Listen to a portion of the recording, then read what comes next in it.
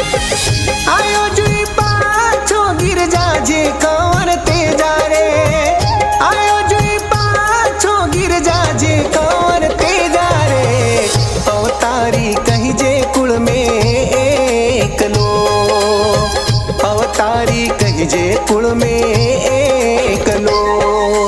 वचन निभायो थे तो वीर कंवर तेजा रे, जीवन तो देवू थाने दान में। मैं तो मारो वचन निभायो आ संग राजा रे, कौल निभाओ आ संग देवता, कौल निभाओ आ संग देवता।